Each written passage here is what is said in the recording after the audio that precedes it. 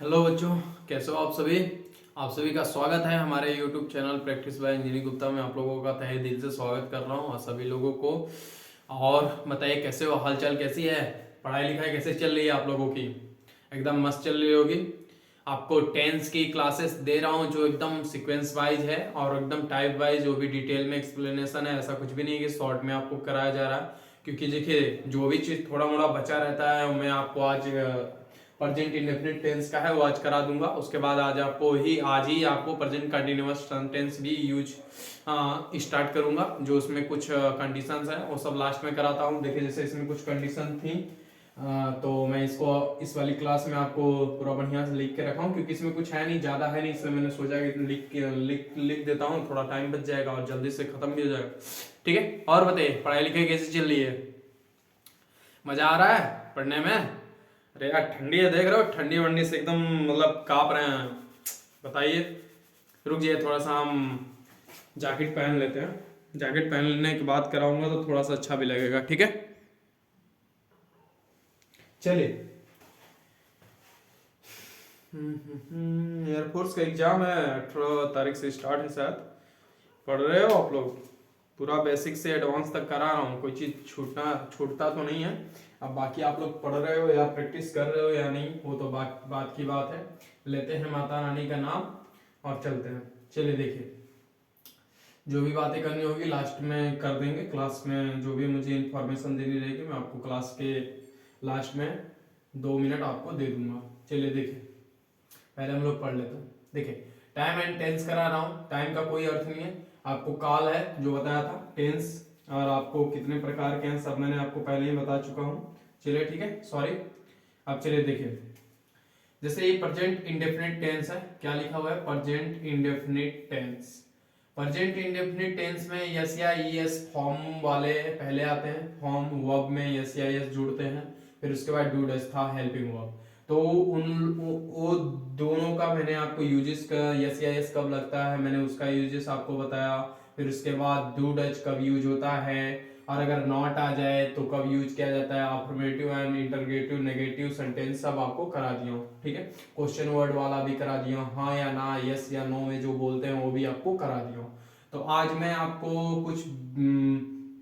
कुछ हमारे कहावतें होती हैं, यूनिवर्सल ट्रूथ होता है, और हैबिचुअल एक्शन होते हैं, एडवर्ब ऑफ फ्रीक्वेंसी होती हैं। जैसे ऐसे टाइप के जो होते हैं ना, ये आपको दिखेगा कि लगेगा कि हमारा फ्यूचर है, लेकिन हमेशा हमेशा होता है हमारा ये यूज किस में होता है, हमेशा हमारा प्रेजेंट इंडेफिनिट टेंस में यूज किया जाता है। जैसे कि देखिए यहाँ पे लिखा हूँ हैबिचुअल एक्शन, मतलब कि जिसकी आदत हो। आपको मेरी पढ़ाने की आदत है, हम लोग को खाना खाने की आदत होती है ना, हमेशा खाना खाते हैं। हम लोग कुछ भी भूल जाएं पर अपना घर आना और खाना खाना ये कभी हम भूलते नहीं है। क्यों नहीं भूलते? क्योंकि वो हमारी आदत हो चुकी है। तो जो चीज हमारी आदत हो चुकी है उस चीज को हम लोग हमेशा किस में रखते हैं, प्रेजेंट इंडेफिनिट टेंस में रखते हैं। जैसे आप ही थोड़ा सा सोचो ना कि अगर मैं खाना आज नहीं खाऊंगा तो क्या होगा।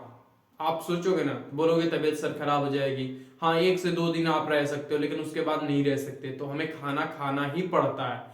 तो पड़ता है ना, वो मजबूरी है, पढ़ना है। मतलब कि हमें रेगुलर वही काम करना है, जैसे कि जो दिनचर्या होता है। जिसमें मैं आपको पहले भी क्लास में बोला था, जब मैं स्टार्ट किया था प्रेजेंट इंडेफिनिट टेंस, तब भी बोला था कि जो भी हम दिन भर में करते हैं, जो भी काम करते हैं, वही सब हमारे प्रेजेंट इंडेफिनिट टेंस में आते हैं। जैसे कि सुबह उठा, खाना खाया, खाना खा के स्कूल गया, पढ़ा लिखा, फिर घर पे आया, फिर मुझे ये काम करना पड़ा। तो सब जो काम करना है डेली का, जो आप रूटीन होता है ना, डेली रूटीन जिसे आप टाइम टेबल बोलते हो, तो जो डेली रूटीन होता है उसे ही हम लोग दिनचर्या बोलते हैं। उसी को हम लोग क्या किस में रखते हैं, प्रेजेंट इंडेफिनिट टेंस में रखते हैं। जो भी हैबिट हो गई, जो आदतें हैं, जो हमारी कहावतें हैं, जो पुराने लोग हमारे बुजुर्ग जो क्या कहते हैं कि बुजुर्ग लोग क्या कहते हैं कि ऊँट के मुंह में जीरा, ऊंची पकवान, ऊंची दुकान फीकी पकवान, ये सब की कहावतें आपने 9th 10th और 11th 12th में पढ़ा होगा हिंदी में। तो वो सब जो भी आपने कहावतें पढ़ी हैं सब की सब सच है। आप पूर्वज भी आपके कहते थे, आज भी हम लोग सुनते हैं, हमारे पीढ़ी भी आएगी जो वो भी वही चीज पढ़ेगी और वही चीज सुनेगी, वही चीज मानेगी, जिसे आज सारी दुनिया और सारे रीति रिवाज उसको मानते हैं, तो उसी को हम लोग क्या कहते हैं, कहावत कहते हैं। और उसी को हम लोग क्या है, जो हमारा आज भी जिंदा है कल भी जिंदा है, वो जिंदा रहेगा ही रहेगा वो कहावत, तो उसको हम हमेशा प्रेजेंट इंडेफिनिट टेंस में रखते हैं। ठीक है,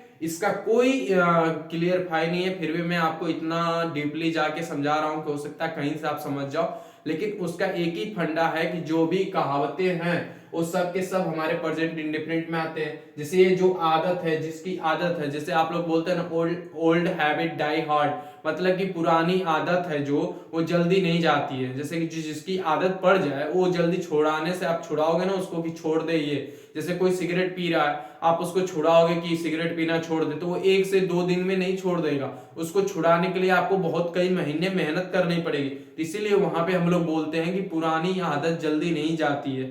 ठीक है, तो उसी को बोला जाता है कि ओल्ड हैबिट डाई हार्ड। ठीक है, कि पुरानी आदत जल्दी नहीं जाती। सीख उसी को हैबिट में रखा गया। जैसे कि देखिए, ही वॉक स्लोली, मतलब वो बहुत ही धीरे चलता है, उसकी आदत है, तो उसकी आदत को बताया जा रहा है ना, ही वॉक स्लोली। तो ये स्लोली जो क्या है, स्लोली एक एडवर्ब है कि नहीं है, एक एडवर्ब है। एडवर्ब किसकी क्वालिफाई कर रहा है, वर्ब की क्वालिफाई कर रहा है, और ये हमारा क्या है, सब्जेक्ट है कि नहीं है। अब बताओ यहां तक कोई डाउट। ये हैबिट है, हैबिट का एग्जांपल भी आपको एक दिया हूं, और तब से लेक्चर ही दे रहा था। क्या लेक्चर दे रहा था कि प्रेजेंट इंडेफिनिट टेंस में सब के सब क्या चीज आता है, क्या चीज नहीं आता, वो सबको सब एग्जांपल्स आपको दिया। ठीक है, अब देखिए, एक यूनिवर्सल ट्रूथ होता है जो सारी दुनिया मानती है। जैसे मैंने जो आपको एग्जांपल दिया ना, कहावत, वो कहावत को ही मान सकते हो इसको। जैसे आप बोलते हो ना कि पापा 2 2 कितना होता है, तो वो बोलेंगे 4, तो 2 2 4, तो 2 2 4 तो वो भी बोल रहे हैं, आप जोड़ोगे तो भी तो 4 ही आएगा। तो 2 2 4 होता है, इस पे बहुत बेस्ट, जैसे ये 2 + 2 कितना होता है, 4 = 4। तो ये जो एग्जाम्पल है ना, ये सेंटेंस आपको कई कई बार आपको ना एग्जाम में भी देता है। एसएससी के एग्जाम में भी आया था कि 2 + 2 = 4। तो वहां पे इज है ना, तो बहुत सारे एग्जाम, जैसे मैं यहाँ पे लिखूं, मैं आपको लिख के समझाने की कोशिश करूंगा। जैसे यहाँ पे देखिए, ये 2 =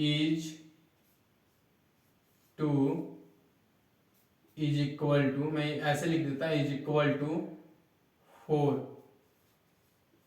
तो यहाँ पे एग्जामिनर ने क्या किया था कि ईच को अंडरलाइन किया था। अंडरलाइन करने के बाद पूछा था कि ये ईच में एरर है या नहीं। आपको ऑप्शन दिया था, आर, बी दिया था, नो इम्प्रूवमेंट, तीसरा दिया था नन ऑफ दिस, चौथा दिया था वर दिया था। बताओ इसमें से ये ऑप्शन कौन सा होगा। तो बहुत सारे बच्चे क्या किए थे, ऑप्शन ए को मार दिए थे, पर ए नहीं होगा। क्यों ए को मारे थे वो लोग, क्योंकि बोल रहे थे कि सर ये जो इस क्वेश्चन को लेके एसएससी के सारे लड़के के कोर्ट तक पहुंचे थे। क्यों बोले थे कि ये 2 जो है ये सर तो प्लूरल है ना, एक प्लस एक जुड़ के तो 2 हुआ है, और 2 को जोड़ोगे तो एक से ज्यादा लोग, तो 2 हमारे प्लूरल हो गए। तो एसएससी के जो लड़के गए थे वो अपना 1 नंबर से ही, देखिए 1 नंबर से लड़का फेल हो जाता है, 1 नंबर से ही सिलेक्शन हो जाता है।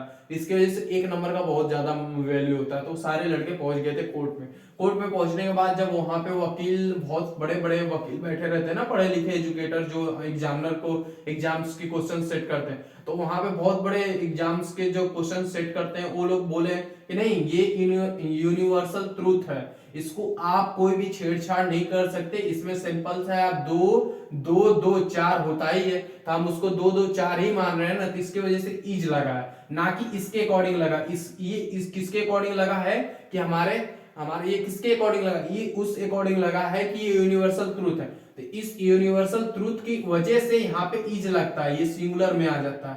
ठीक है, तो ये सिंगुलर की वजह से यहाँ पे नो इंप्रूवमेंट आंसर हो जाता है। ठीक है, यही चीज आपको सिखाना था। तो मैं ये आपको इसके चलते आपको ये भी सिखा दिया, ये एग्जाम में आया हुआ है। और वही चीज देखिए, यूनिवर्सल ट्रूथ, जैसे 1 + 1 = 2, देखिए लिखा हुआ है ना, 1 + 1 = 2, मतलब कि एक क्या होता है, 2 होता है। तो ये यूनिवर्सल ट्रूथ है। इसके वजह से ये सब के सब हमारे प्रेजेंट इंडेफिनिट टेंस में आते हैं, ये सब के सब प्रेजेंट इंडेफिनिट टेंस में आते हैं। ठीक है, ऐसे टाइप की अगर कोई भी आपको कहावत लगे कि वह सच है, जो हमारी दुनिया, सारी दुनिया मान रही है, हमारे माँ बाप, हमारे पापा मम्मी सभी मानते हैं और हमारे दादा दादी सभी मानते हैं, तो उस चीज को आप ऑटोमेटिक, आपको भले ना पता हो कि इसका सेंटेंस कैसे बनेगा, लेकिन आप अपने माइंड से क्लिक करिएगा कि ऑटोमेटिक हमारे प्रेजेंट इंडेफिनिट टेंस में आएगा, क्योंकि ये कहावत है। अगर जहां भी आपको कहावत दिख जाए, यूनिवर्सल ट्रूथ दिख जाए, मोटो दिख जाए, सबके सब हैबिट दिख जाए, जो आदत है, दिनचर्या बता रहे, सबके सब हमारे प्रेजेंट इंडेफिनिट टेंस में आएगा। मैं ऑलरेडी आपको एग्जांपल दे दे के समझा रहा हूं कि आपको कोई भी डाउट नहीं हो, ठीक है।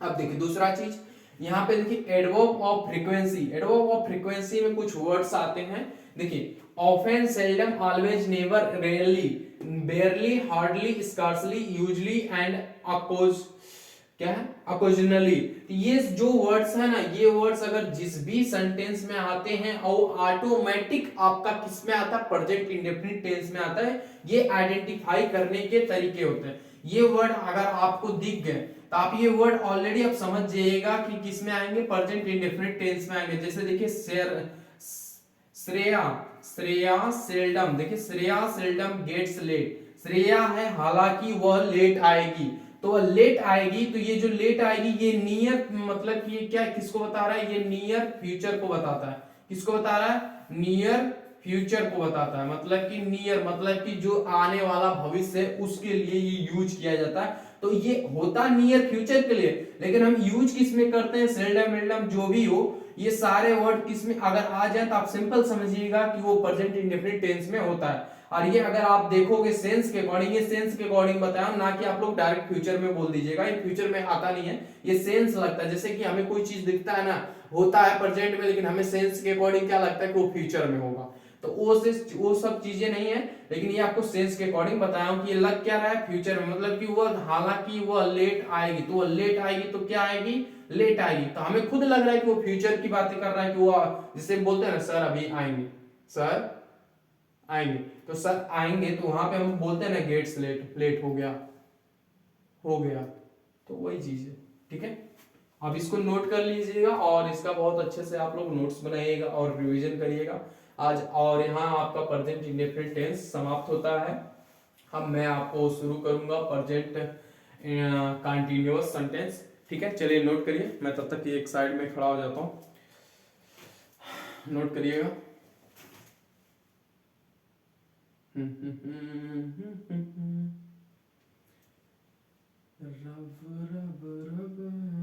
नोट हो गया, चलिए।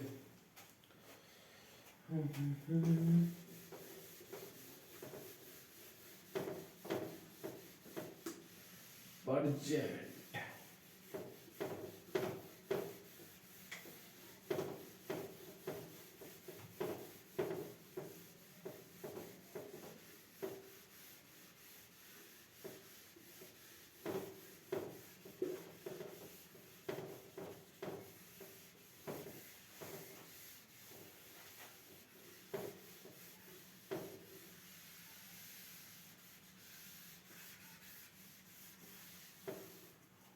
ठीक है। अब देखिए अगला हेडिंग है हमारा, अगला अगला देखिएगा, हाँ present continuous,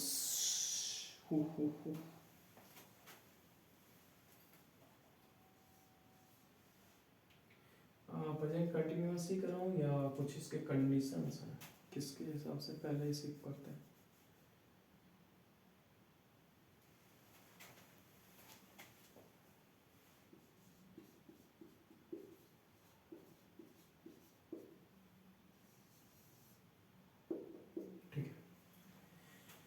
present continuous,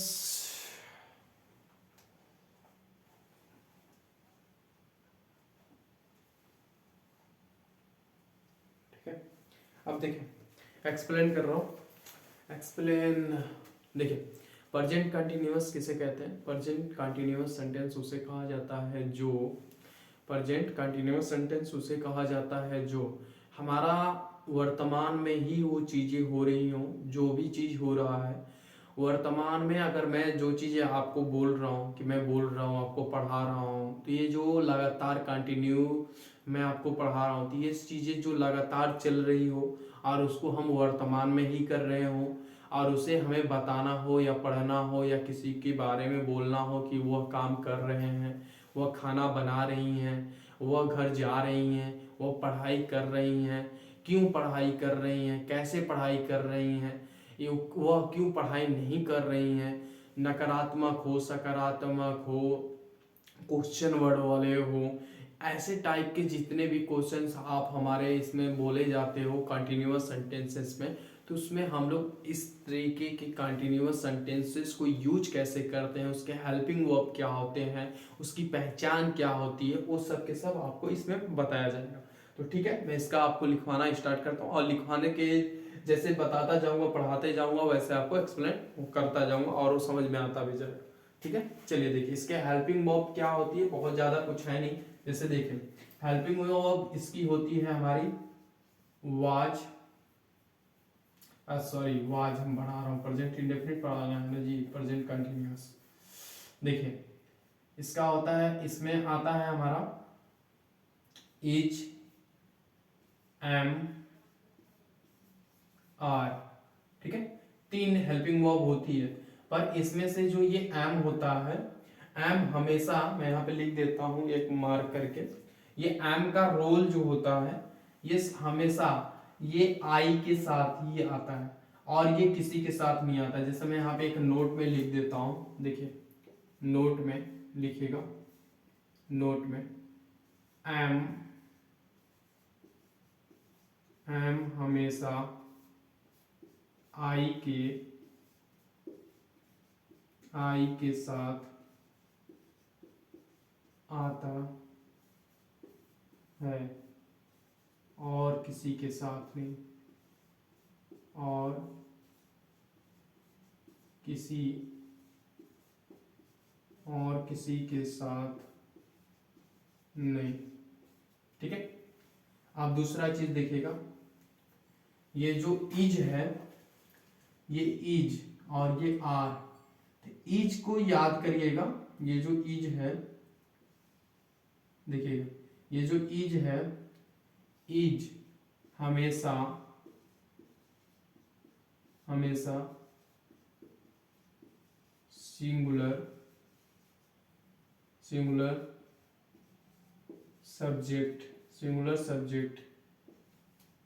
subject के साथ आता है। ठीक है, आर देखिएगा, आर ये हमेशा प्लूरल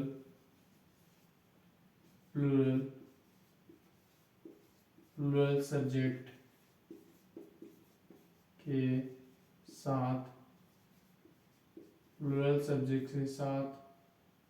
साथ, आता है और किसी के साथ नहीं। क्लियर? ठीक है, मैंने तीनों यहीं पे आपको बता दिया और एक रूल था जो मैंने यहाँ पे लिखवा दिया। अब देखिए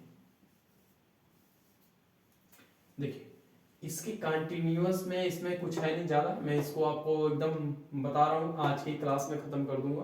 ठीक है, देखिए अब दूसरी चीज एग्जाम्पल से आपको समझाने की कोशिश करूंगा। जैसे देखिएगा, देखिए ये जो है इसमें हमेशा ये जिस भी शब्द के साथ आएंगे, मैं यहाँ पे नोट में लिखवाता हूँ, देखिएगा नोट में लिखिएगा, देखिएगा नोट में, ये पहला नोट है, ये दूसरा नोट है, नोट में लिखिएगा इनका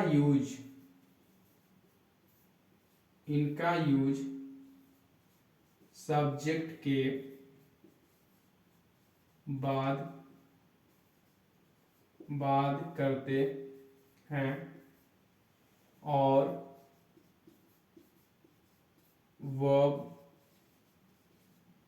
वर्ब में आईएनजी फॉर्म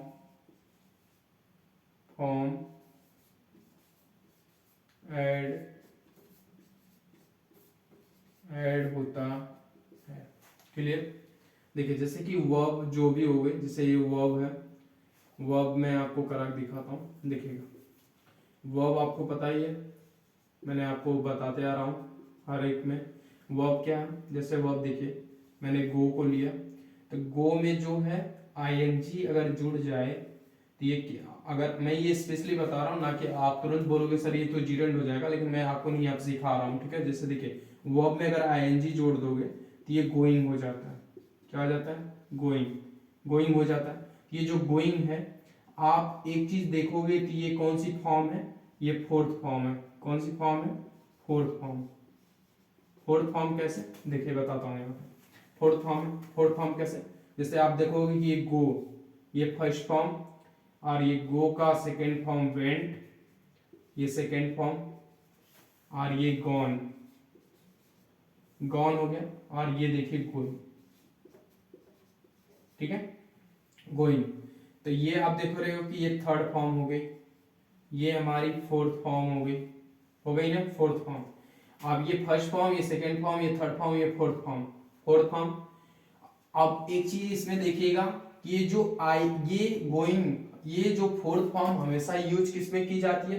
ये हमेशा का हमेशा आपको कंटिन्यूअस में यूज की जाती है, चाहे वो पास्ट का हो, चाहे वो पास्ट का हो, चाहे वो फ्यूचर का हो, चाहे हमारा प्रेजेंट कंटिन्यूअस हो, चाहे पास्ट कंटिन्यूअस हो, चाहे फ्यूचर कंटिन्यूअस हो, हमेशा कंटिन्यूअस में हम फोर्थ फॉर्म यूज करते हैं। वही चीज मैं आपको यहाँ पे सिखाने की कोशिश कर रहा हूँ, क्योंकि जो ये इज एम आर है, ये हमारा प्रेजेंट कंटिन्यूअस सेंटेंस की हेल्पिंग वर्ब है, प्रेजेंट कंटिन्यूअस का हेल्पिंग वर्ब है। तो ये हेल्पिंग वर्ब है, इनके सहायता से हम सेंटेंस कैसे बनाते हैं और कैसे पहचानते हैं कि वह वर्तमान में ही वह कार्य कर रहा है, उसको हम कैसे पहचानते हैं। वही चीज को हम लोग आइडेंटिफाई करने के लिए हमने हेल्पिंग वर्ब के क्या है, प्रेजेंट कंटिन्यूअस की हेल्पिंग वर्ब को हमको आइडेंटिफाई करना पड़ता है। जिस भी सेंटेंस में अगर आपको प्रेजेंट कंटिन्यूअस के ये हेल्पिंग वर्ब दिख जाए तो हमारा प्रेजेंट कंटिन्यूअस सेंटेंस मतलब वर्तमान में क्या है, वर्तमान में जो कार्य हो रहा है या वर्तमान में जो चीज हो रहा है उस चीज को डिनोट करता है और बताता है कि नहीं ये कार्य वर्तमान में ही हो रहा है। हम लोग कैसे पहचानते हैं? इसी से, इन्हीं को तो देख के हम लोग पहचानते हैं ना। जैसे कि रहा है, रही है, रहे हैं, ये सब की जो जो हमारी पहचान होती है उसी हिंदी की पहचान से में पहचानते हैं, या इंग्लिश के हेल्पिंग वर्ब के से पहचानते हैं। इनका जो अर्थ होता है उनकी पहचान क्या, इनका पहचान क्या होता है? रहा है, रही है, रहे हैं, ठीक है, यही सब पहचान होती है। तो मैं आपको एग्जांपल से बता रहा हूँ, ठीक है। देखिए मैं आपको एक बार और बता रहा हूँ कि इनका यूज सब्जेक्ट के बात करते हैं, जो ये इनका बता रहा हूँ, इज एम आर का यूज क्या है, इनका यूज सब्जेक्ट के बात करते हैं और वर्ब में आईएनजी फॉर्म ऐड होता है, मतलब कि जोड़ते हैं। जैसे वर्ब भी बता दिया कि वर्ब के 4 फॉर्म होते हैं, 5 फॉर्म होते हैं। जैसे कि एस या एस जो है वो भी तो एक फॉर्म ही है, वो फॉर्म है। तो वो चीज हम आपको यहाँ पे एकदम एक्सप्लेन किया हूँ। जैसे वर्ब ये मैंने वर्ब क्या लिया, वर्ब मैंने गो को लिया, गो में आईएनजी लगाया तो ये गोइंग हो गया। ये कौन सा फॉर्म बन गया? फोर्थ फॉर्म बन गया। तो फोर्थ फॉर्म बन गया तो ये फोर्थ फॉर्म है। गो का पहला फॉर्म क्या है? Go, second form went, third form gone, और ये फोर्थ फॉर्म गोइंग। तो ये गोइंग हो गया। अब एग्जाम्पल लेके आपको समझाने की कोशिश कर रहा हूँ। देखिए जैसे अब एग्जाम्पल क्या है, मैं एकदम पूरा हिंदी में लिखूंगा, उसके बाद आपको एक्सप्लेन करूंगा। तो मैं ये यहां से यहां तक हटाता हूं। देखिए एग्जाम्पल, एग्जाम्पल क्या है देखिएगा, मैं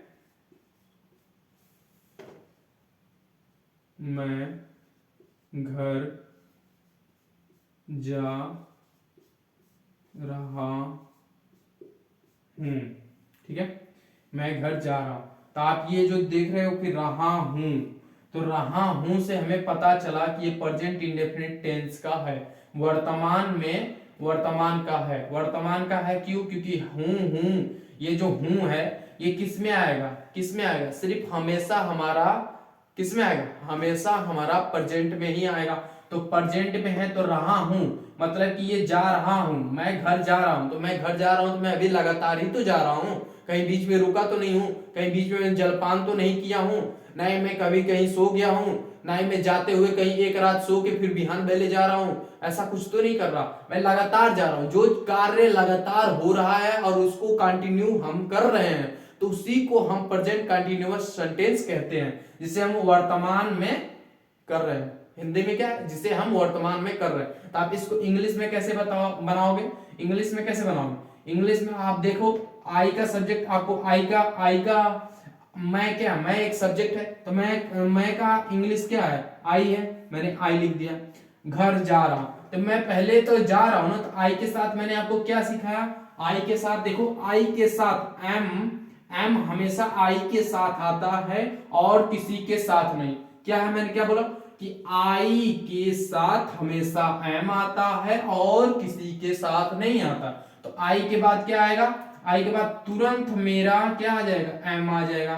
फिर उसके बाद जा रहा हूं, तो आप देखोगे तो ये वर्ब, अब मैंने आपको क्या सिखाया था कि हमेशा ये हेल्पिंग वर्ब है। मैंने आपको ऑलरेडी हेल्पिंग वर्ब आपको एकदम अच्छे तरीके से समझाया हूं एडवर्ब में, कि हेल्पिंग वर्ब के बाद क्या आएगा, तुरंत हमारा क्या आएगा, तुरंत हमारा वर्ब आना चाहिए। तो वर्ब हमारा क्या है, जाना, मतलब जा रहा, तो जा रहा हूं तो आई एम गोइंग, क्या आ जाएगा, आई एम गोइंग होम। यहाँ पे टू नहीं लगेगा। आपको एक चीज बता देता हूं कि कभी भी होम के साथ टू नहीं लगता है कि I am going to home. आप अपने ही घर जा रहे हो तो कभी भी आप टू नहीं लगाओगे, ये याद रखना, ये कंडीशन होती है ये, क्योंकि गो के साथ कभी भी टू कब नहीं लगता है। ये बहुत बार एग्जाम्पल क्वेश्चन में पूछा जाता है कि गो के साथ कब टू नहीं लगता है। तो खुद का घर अगर बताना हो और वहां पे हमें टू लगाना है तो गलत होता है, वहां टू कभी नहीं लगेगा।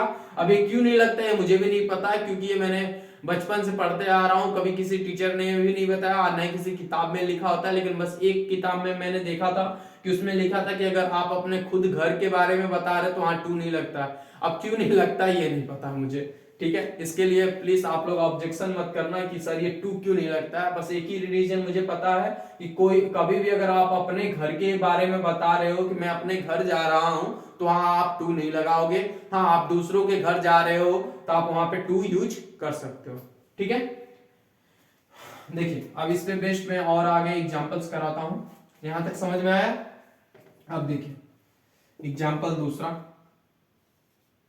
देखिए जैसे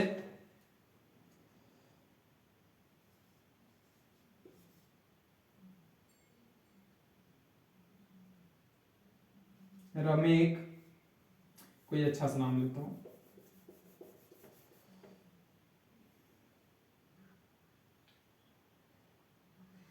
देखिए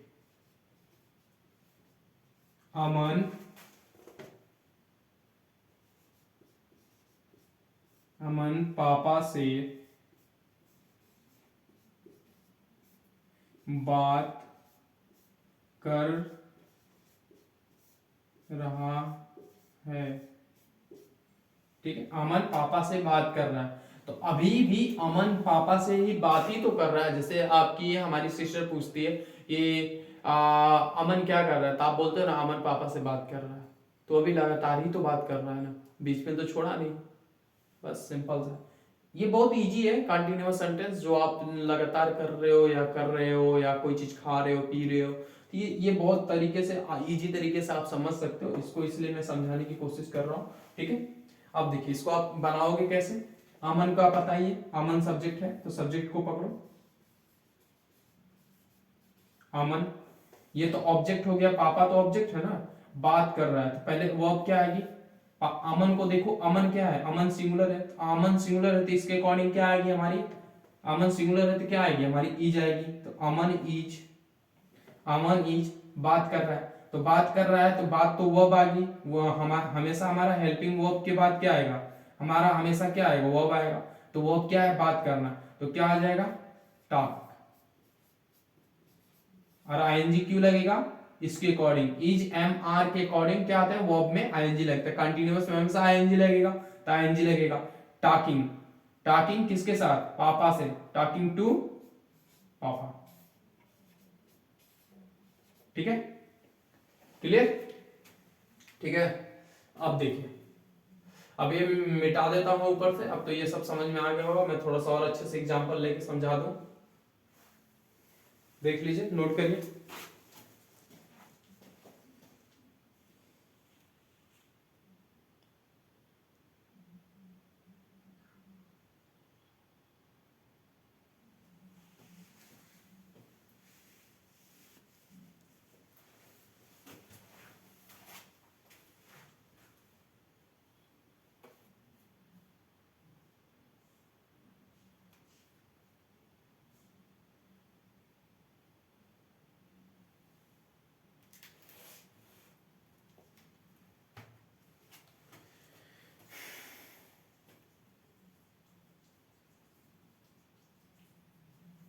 ठीक है, देखिए एग्जाम्पल देखिएगा, यहाँ पे तीसरा एग्जाम्पल है,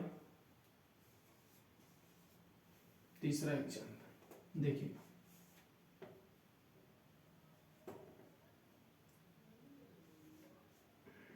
राम राम और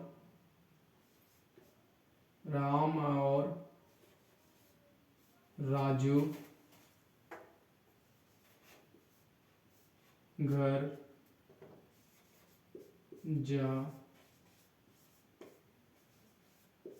जा रहे हैं। अब देखिए, ये देखो आप कि राम एक है, राजू भी एक है, ये राम अलग है, राजू अलग है, पर इनको जोड़ा किससे जा रहा है? और से। किससे जोड़ा जा रहा है? और से। तो आप यहाँ पे आप सब्जेक्ट के अकॉर्डिंग बताओ, दो सब्जेक्ट हैं और उनको जोड़ा गया है और से, मतलब कि प्लूरल हो गया। तो प्लूरल हो गया तो हम यहाँ पे प्लूरल के लिए क्या यूज करेंगे? हेल्पिंग वर्ब ऊपर है, देख के बताइए क्या यूज होगा? इज यूज होगा, एम यूज होगा या आर यूज होगा? क्या यूज होगा? आर यूज होगा। यहाँ पर हम लोग क्या यूज करेंगे? देखिए पहले राम को पकड़िए, राम एंड राजू, राम एंड राजू घर जा रहे हैं, यहाँ पे यूज क्या करेंगे? आर, घर जाना। अब आर, ये आर तो क्या है? हमारी एक हेल्पिंग वर्ब है, क्या है? एक हमारी हेल्पिंग वर्ब है। अब घर जा रहे हैं तो घर जाना क्या है हमारा? घर जाना क्या है? घर जाना हमारा वर्ब क्या है? जाना, मतलब कि गोइंग, गोइंग। अब घर जा रहे हैं तो घर जा रहे हैं मतलब घर जा रहे हैं तो क्या हो जाएगा? होम। हम यहाँ पे होम इसलिए लगाते हैं ना कि हमें नहीं पता कि वो अपने ही घर जा रहे हैं कि किसी और के घर जा रहे हैं, इसकी वजह से हम वहां पे टू नहीं लगाते हैं। ठीक है, बताइए यहां तक क्लियर? मैंने आपको देखिए एम का एग्जाम्पल कराया और फिर इसके बाद ईच का एग्जाम्पल कराया, फिर आपको आर का एग्जाम्पल कराया, मतलब कि हर एक टाइप के क्वेश्चंस करा दे रहा हूं, उस पे बेस्ड आप अपने से क्वेश्चंस बनाइएगा और करिएगा, क्योंकि एक ही टाइप के 10-20 क्वेश्चंस कराने से मुझे कोई लाभ नहीं दिख रहा है, क्योंकि मैं आपको हर एक टाइप करा दे रहा हूं, तो टाइप करा देने से आप खुद कर लोगे ना। कॉन्सेप्ट बता दिया आपको, तरीके बता दिए, तो आप आगे आपको खुद करना चाहिए, आप खुद मेहनत करोगे तो आपको समझ में आएगा। मैं 1000 भी एग्जांपल्स कराऊंगा ना तो आपको, मैं करूंगा तो आपको समझ में आएगा, लेकिन आप खुद से करोगे तब तक नहीं समझ में आएगा। जब तक खुद से आप नहीं करोगे तब तक आपको समझ में नहीं आएगा। ठीक है, ये टेंस होते हैं, आप यहां तक नोट करिए, उसके बाद मैं आपको इसके आगे के कुछ कंडीशंस बताते हूं। कंडीशन क्या है, चलिए देखिए, अब मैं इसको इरेज करता हूं, अब आपको इसके फार्मूलेस करा दूं एक बार। ये तो आपको समझाया हूं ना खूब अच्छे से लिख लिख के कि क्या पहचान है, कैसे यूज करते हैं। अब मैं इसके आपको थोड़े से ये फार्मूले हैं, आप देख लीजिए कि हाँ इसका सिंटेक्स कैसे बनता है, स्ट्रक्चर कैसे होता है, मैं वो चीज आपको सिखा देता हूँ। मैं ये सब मिटा रहा हूँ, यहाँ तक पूरा मिटा देता हूँ। ठीक है, देखिए स्ट्रक्चर देख लीजिए। ठीक है, क्वेश्चन वाला, क्वेश्चन का कैसे वैरायटी बनती है वो सब कराता हूँ। और इसमें कुछ वर्ब्स होती हैं जो सेंस के वर्ब्स होते हैं, वो सब के हमारे आईएनजी फॉर्म में ही यूज होते हैं। क्यों नहीं होते वो चीज देखिएगा। देखिए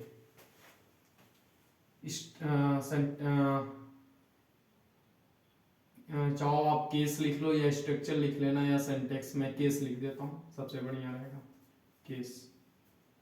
नहीं, रूल ही लिख देता हूँ। देखिएगा, रूल फर्स्ट क्या है? देखिए subject plus is am are, यहाँ लिखता हूँ, ब्लैक से लिखता हूँ, उससे और अच्छा समझ में आएगा। जैसे देखिए इज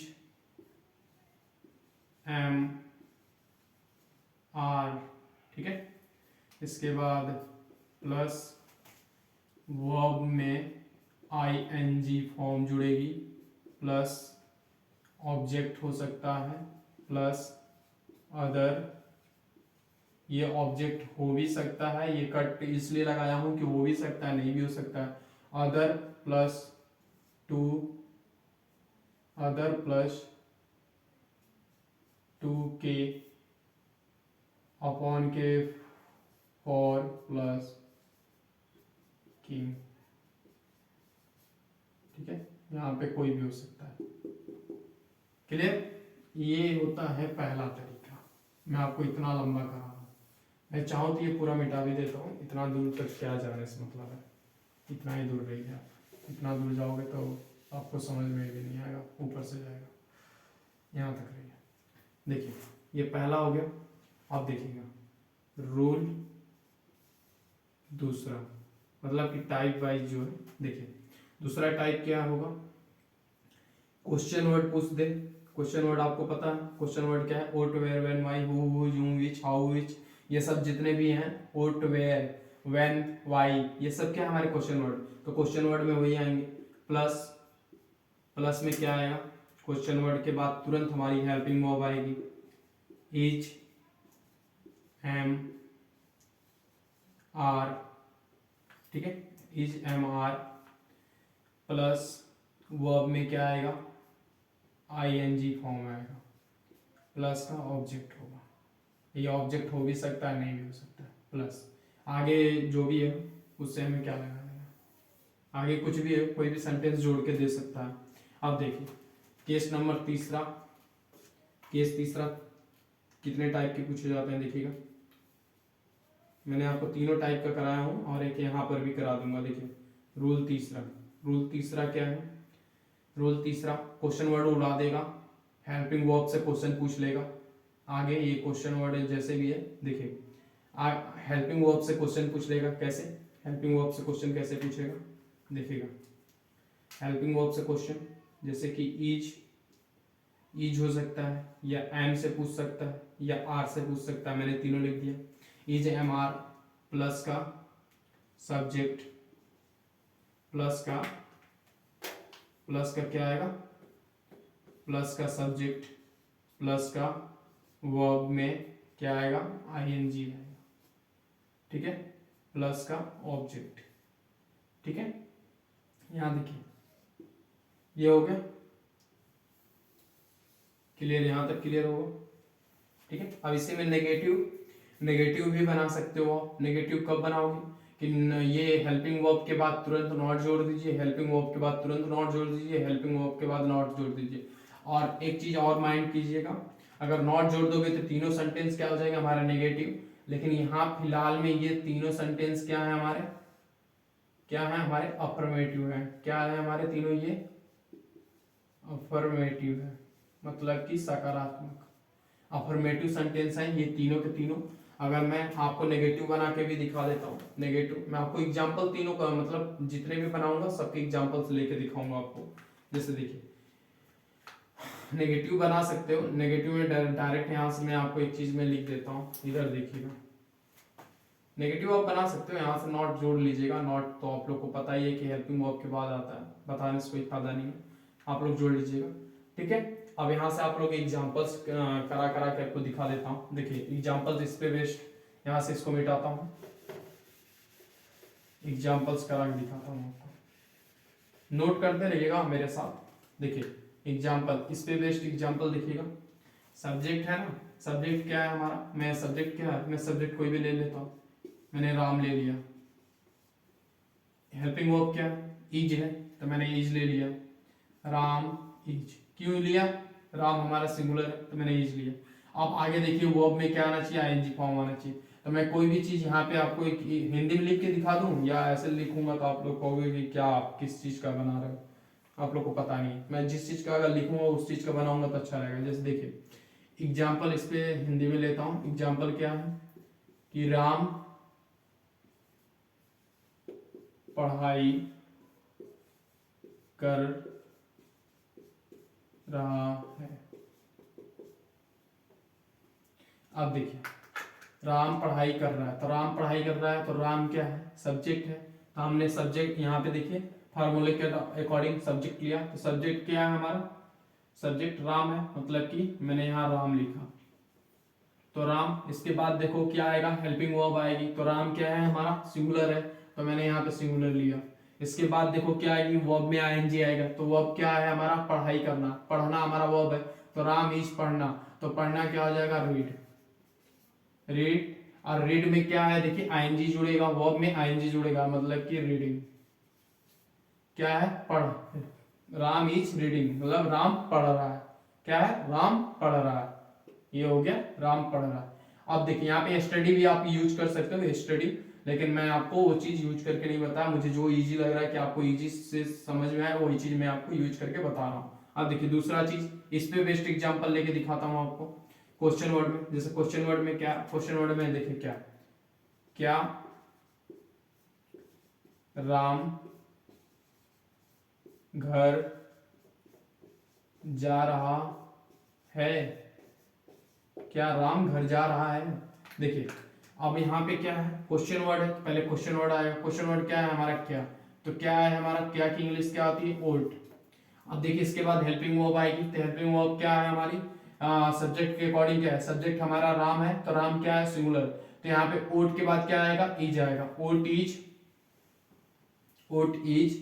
अब देखिए वर्ब है, वर्ब आएगी, तो क्या यहाँ पे वर्ब क्या है, जा रहा है, जाना हमारा वर्ब है, तो यहाँ पे देखिए ओट इज, सॉरी ओट इज, पहली बात आप यहाँ देखिए क्वेश्चन वर्ड के बाद, सॉरी मैंने यहाँ पे नहीं लिखा है, क्या यहाँ पे सब्जेक्ट आना चाहिए, मैंने नहीं लिखा है, सॉरी सॉरी, मैं इसके लिए बहुत बहुत ज्यादा आपसे सॉरी बोलता हूँ, प्लीज आप लोग माइंड मत करिएगा। मैंने देखिए क्वेश्चन में करा रहा था, लेकिन मुझे यहाँ पे लगा मैंने लिखवाया, आपको यहाँ लिखवाता हूँ, देखिएगा ध्यान से प्लीज, आप लोग माइंड मत करना, गुस्सा मत होना मेरे भाई, हो जाती है, गलती हो जाती है, ऐसा कुछ भी नहीं है, हम भी दूध के धुले नहीं है, हो जाती है गलती। इज एम आर, ठीक है, यहाँ plus subject plus verb I N G होता है, ठीक है। देखिए अब यहाँ से ओट इज, इट इज के बाद क्या है, राम है, तो राम आ जाएगा, क्या आ जाएगा, राम, राम जाना, तो ये जाना क्या है, वर्ब है, तो गोइंग,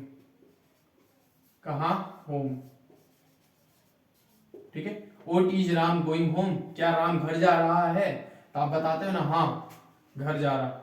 देखिए अब दूसरा टाइप, इस पे टाइप पे एग्जांपल से मतलब आपको हेल्पिंग वर्ब से कैसे पूछ लेगा, देखिए जैसे क्या पूछेगा, देखिए जैसे हेल्पिंग वर्ब में देखिएगा ध्यान से, हेल्पिंग वर्ब में एग्जांपल इस पे लिखवाता हूं, जैसे देखिएगा, क्यों लिख लीजिए, क्यों पापा मम्मी, सॉरी मम्मी नहीं लिख पा रहा हूं, क्या, क्यों पापा मम्मी को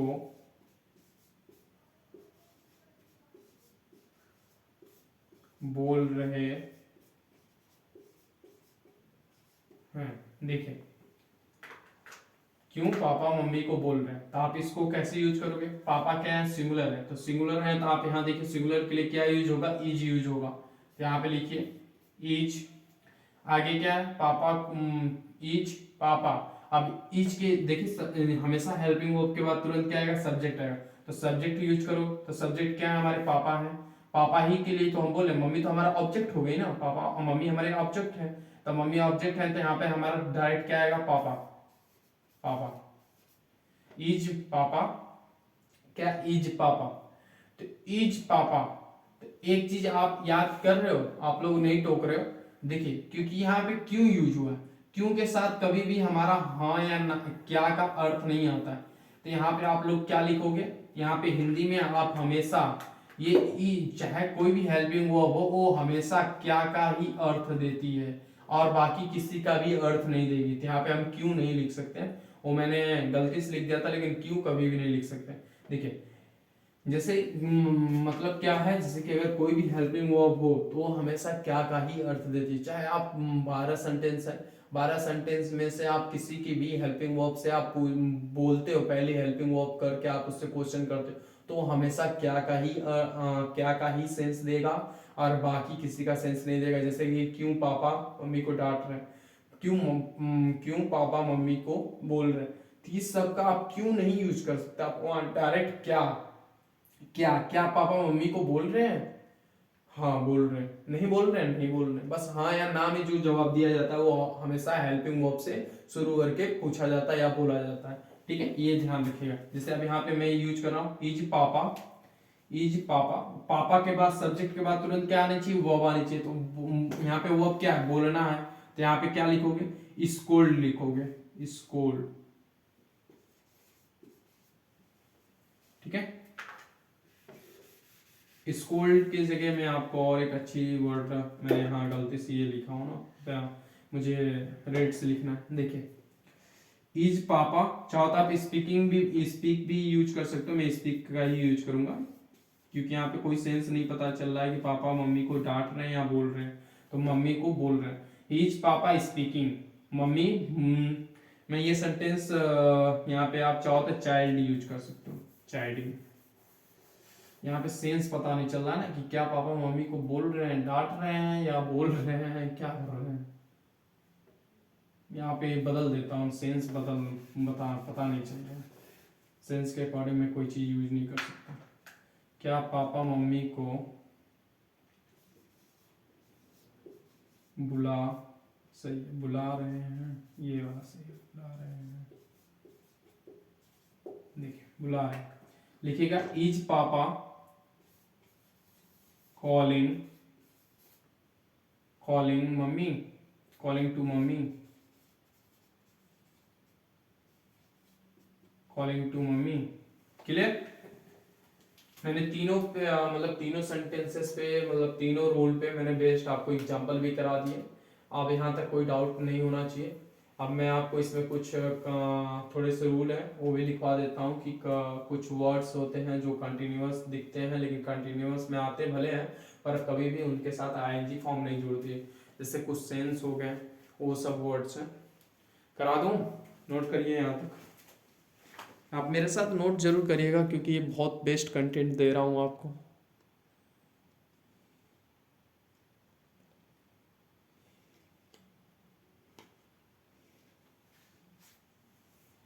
नोट करिए, नोट हो गया हो तो बताइए, तब तक मैं आपको देखता हूँ क्या कराना है।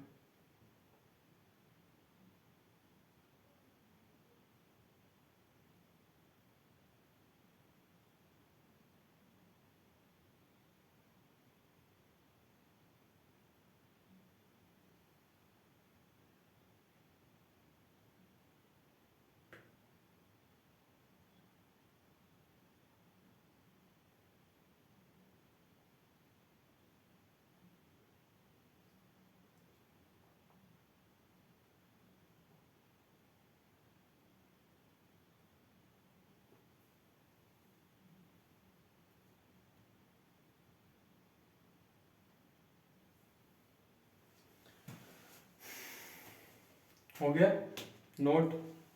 देखिए कुछ कीवर्ड्स आपको लिखवाने हैं जो वो अगर हमेशा आते हैं तो हमारे क्या आते हैं, प्रेजेंट कंटिन्यूअस टेंस में ही आते हैं। वो कुछ कीवर्ड्स हैं, उससे आपको लिखवा दूं।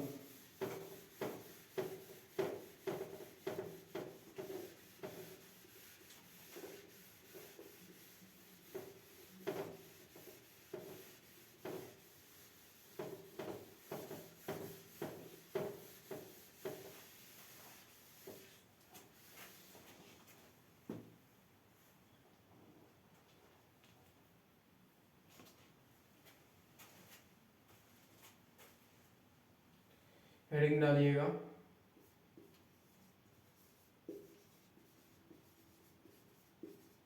कीवर्ड्स। जैसे कुछ कीवर्ड्स क्या है, नाउ है, नाउअडेज, सही है। देखिए now, right now,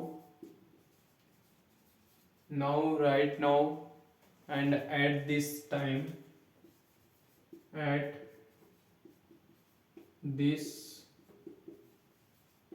this time, and देखिए at this point of time। ये वर्ड जो भी हैं ये जिस भी सेंटेंस में आएंगे ये डिनोट करेगा कि वह प्रेजेंट कंटिन्यूअस सेंटेंस है। ये वर्ड जिस भी ये वर्ड जो है ये जिस भी सेंटेंस में आएंगे ये डिनोट करेगा कि वह सेंटेंस जो यूजेस किए गए हैं सेंटेंस में वह सेंटेंस हमारा present indefinite sorry present continuous sentence में है। ठीक है, क्लियर। अब देखिए दूसरा कीवर्ड, इसी में कीवर्ड में ये पहला है, देखिए दूसरा। अब दूसरे में क्या है, दूसरे में है कहाँ कहाँ से मुझे पूरा नोट्स लिखना पड़ता है। देखिए these days and now days,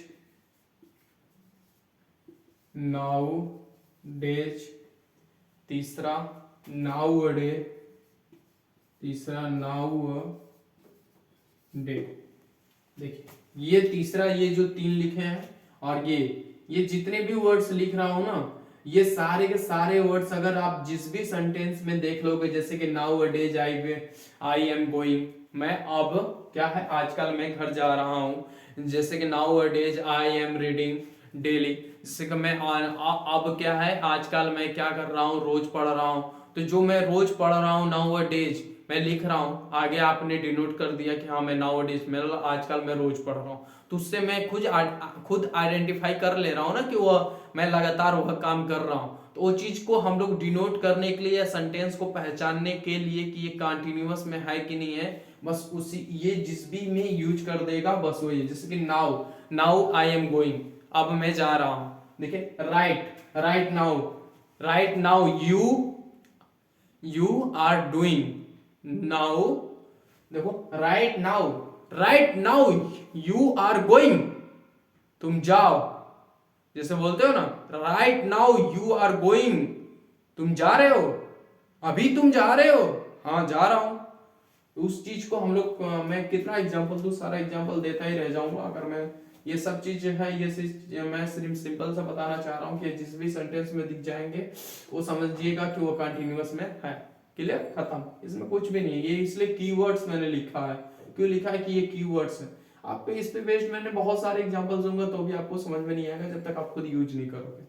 ठीक है, अब देखिए इसमें कुछ थोड़े से एग्जाम्स के पैटर्न्स में कि कुछ ऐसे वर्ड्स देगा ना आपको, जिसमें इसको ऊपर मिटाता हूं, जैसे कि कुछ ऐसे वर्ड्स होंगे थिंकिंग के and expressing and feeling and verbs of general जैसे कुछ होते हैं।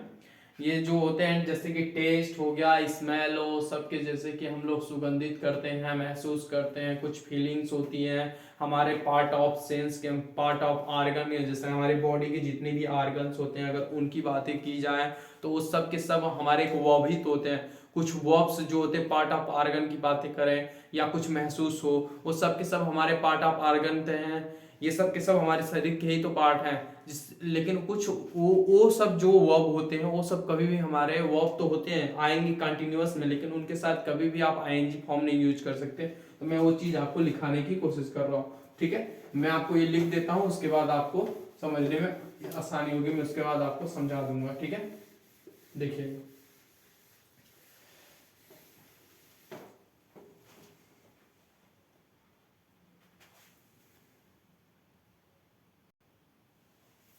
चलिए देखिए आज मैं खत्म कर दूंगा, आपको एक क्लास में बोला था ना खत्म कर दूंगा तो खत्म कर दूंगा। चलिए देखिए ये देखोगे आप, think no mean mind understand, आपको सिंपल बोलूं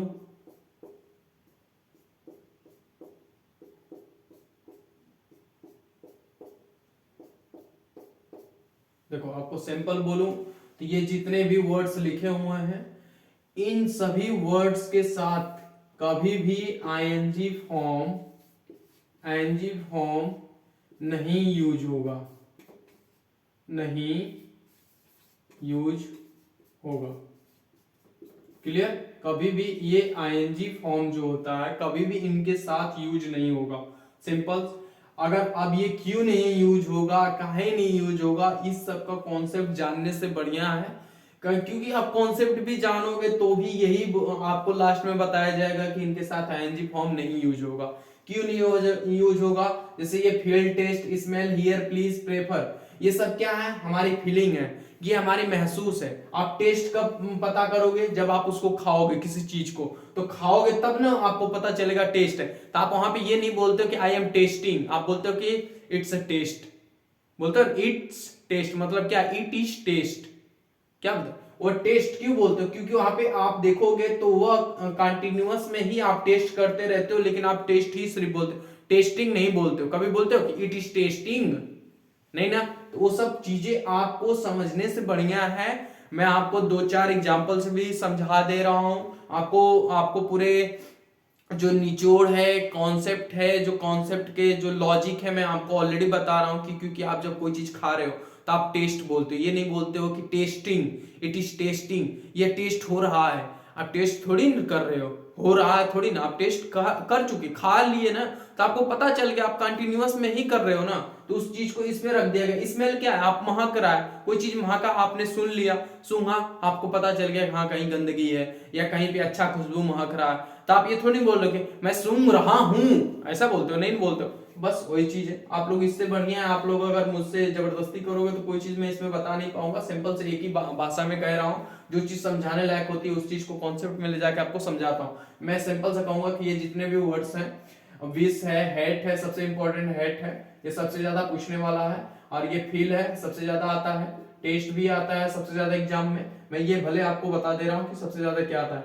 आप देखिए दूसरा, यहाँ पे हैव कहाँ गया जी? हैव नहीं है क्या? इसमें हैव होना चाहिए, हैव होना चाहिए, मैंने लिखवा नहीं है क्या? ये है क्या? हैव। देखिए हैव सबसे ज्यादा आता है, ये टेस्ट आता है, स्मेल भी सबसे ज्यादा आता है, एसएससी हो चाहे कोई भी एग्जाम हो सब में आता है, हियर भी सबसे ज्यादा आता है, एंड ये कहाँ गया? ये नो सबसे ज्यादा आता है, थिंक भी सबसे ज्यादा आता है। ये जितने वर्ड्स पे मैंने मार्क किया है ये सबसे ज्यादा आते हैं, ठीक है। और ये सब के सब आते हैं, ये आपको एरर करके दे देगा, टेंस में बोलेगा कि इसमें एरर निकालिए, तो वहां पे क्या कर देगा ना, हेटिंग में आईएनजी में, हेट में आईएनजी जोड़ देगा, हेटिंग। लेकिन कभी भी हेटिंग नहीं होता, आप सिंपल समझिएगा, हेट होता है। तो आप क्या करोगे, वहां पे आप करेक्शन कर दोगे। दूसरी बात, अब देखिए यहाँ पे एग्जाम्पल करके मैंने आपको दिखाया है कि this bucket is containing water. आपको देखिए कॉन्टेनिंग में यहाँ पे लिखा है ना कॉन्टेंट, तो आप हमेशा ये कॉन्टेनिंग नहीं होगा, आईएनजी हटाइए, और ये हमेशा क्या होगा, ऐसे होगा, कॉन्टेंट्स, मतलब कि ये ऑप्शन सही हो जाएगा। आप देखोगे तो ये सिंगुलर है, सिंगुलर के अकॉर्डिंग आप क्या कर दोगे, आईएनजी लगा दोगे, लेकिन ये गलत होगा क्योंकि ये रूल में देखिए मैंने रूल में क्या लिखाया कि इन सभी वर्ड्स के साथ कभी भी आईएनजी नहीं यूज होगा, इसलिए मैंने यूएस यूज किया और वो भी मैंने सही कर दिया। अब देखिए दूसरा चीज, ही इज बिलीव। अब देखिए यहाँ पे आपको दिखाया हूं कि बिलीव के साथ इन वर्ड, इन जितने भी वर्ड्स लिखवाया हूं इनके बीच में कोई भी वर्ड्स हो उनके साथ कभी भी आईएनजी यूज नहीं होगा, तो आप यहां से आईएनजी हटाइए, और ये आप यहां पे क्या यूज करोगे, बिलीव्स। क्या यूज करोगे, बिलीव्स। ये सेंटेंस पूरा का पूरा सही है, he is believe in you, क्या है, वह तुम पे भरोसा करता है, खत्म कहानी, करता है, ठीक है, ठीक है, वो तुम पे भरोसा कर रहा है, ठीक है। चलिए अब यहाँ पे समाप्त हो रहा है। अब कल आपको present indefinite, present perfect tense कराऊंगा, ठीक है। चलिए अब आपसे आज्ञा लेता हूँ, और कहीं भी अगर कहीं गलती हो गई हो या कोई भी चीज बताने में, या मैं जल्दी से बता के आगे निकल गया हूँ जो आप चीज को समझ नहीं पाया हो, तो प्लीज आप लोग कमेंट सेक्शन में जरूर लिखाइएगा और अपना फीडबैक जरूर दीजिएगा। अगर आपको क्लास पसंद आई हो तो प्लीज अपने सभी दोस्तों और अपने सभी भाई बहन सिस्टर जो भी इंग्लिश से डरती हैं उनको प्लीज बोलिए कि एक बार आइए मेरी क्लास देखिए, उसके बाद फिर भी समझ में ना आया तो प्लीज मैं उनको दोबारा नहीं बोलूंगा, ठीक है। अपना फीडबैक जरूर दिया करिए, आपका बुरा हो चाहे मेरा क्लास बुरी हो चाहे मेरे पढ़ाने का तरीका अच्छा ना हो, तो आप प्लीज अपना क्लास में फीडबैक जरूर दे के जाया करिए कमेंट में, और अच्छा लगे तो प्लीज लाइक शेयर सब्सक्राइब जरूर करिएगा। मेरी छोटी सी फैमिली है, आपका सपोर्ट चाहिए, बहुत सपोर्ट चाहिए प्लीज। और दूसरी बात, जो भी बच्चे अभी तक मेरे टेलीग्राम चैनल से ज्वाइन नहीं है, देखिए नीचे टेलीग्राम चैनल दिया हुआ है, वहां से जाइए और उस लिंक पे क्लिक कीजिए और जाके टेलीग्राम चैनल से ज्वाइन होइए, और वहाँ पे आपको सारे नोट्स अवेलेबल कराए जाएंगे, और वहाँ पर आप अपना नोट्स बनाइए और पढ़िए और खूब अच्छे से अपना जॉब पाइए, अपने मन पसंदीदा जॉब। इंग्लिश में मैं आपका साथ दूंगा, ठीक है। चलिए थैंक्स और have a nice day, thank you.